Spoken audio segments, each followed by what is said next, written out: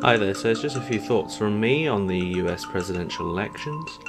And the first thing I'd like to talk about is I believe one of the key problems with the Trump campaign was that, in a different way to the 2019 general election with Boris Johnson, the Republicans failed to appreciate that not everyone loves Donald Trump. So in the 2019 general election, Boris Johnson was cleverly hidden in certain adverts, especially those targeted adverts sent to Remain voting areas. And there's actually an article you can see in the Evening Standard based upon my research on this, where the campaign would hide Boris Johnson in Remain voting seats. They would feature both Boris Johnson and a Brexit-related message in more equally voting Leave and Remain seats. And then in very Leave seats they would heavily feature Boris Johnson. And this is the kind of nuance that summarised, I think, the campaign. So when people make comparisons between Boris Johnson and Trump, I think you have to appreciate that the two different parties' campaigns had very different appreciations of how to use their leaders in a personalised manner. The second point is around the Democrats' campaign, which heavily utilised pathos. And actually, it's very important to note that neither of these campaigns really featured much policy, and that's again a very big difference to the 2019 general election.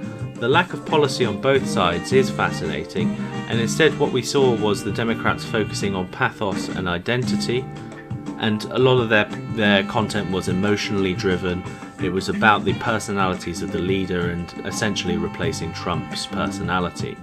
On the flip side, the Republicans instead focused on Trump's personality and his strength and his ability to, control the situation and get them through various issues, and also this kind of identity politics idea of Latinos for Trump, black voices for Trump, etc. So both sides in a way engaged in identity politics extensively, in a way that we just can't see in UK politics, at least not yet. Finally, in terms of the dimensions between organic content and targeted content, in terms of the organic campaign, I believe the Trump campaign won hands down. Their content was much more engaged with, much more spread. People were genuinely enthused and really went out there and spread the content to their friends. The issue with this is I think a lot of it ended up in an echo chamber, and as I mentioned, they had issues in terms of appreciating that not everyone likes Donald Trump.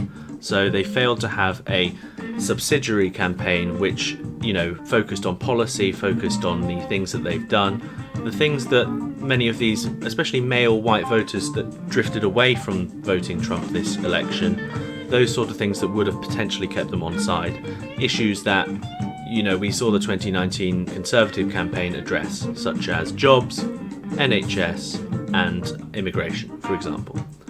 In terms of the Democrat campaign, they did very successfully merge, celebrity and emotional video with their messaging.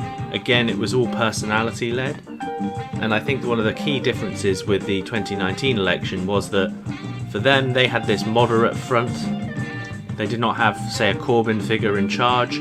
And in fact, several Democrats, sources, politicians have said that some of these more radical policies actually hindered their campaign.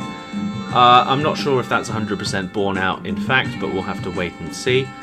But overall, it was a totally fascinating campaign and something that I'm going to be looking at more in future.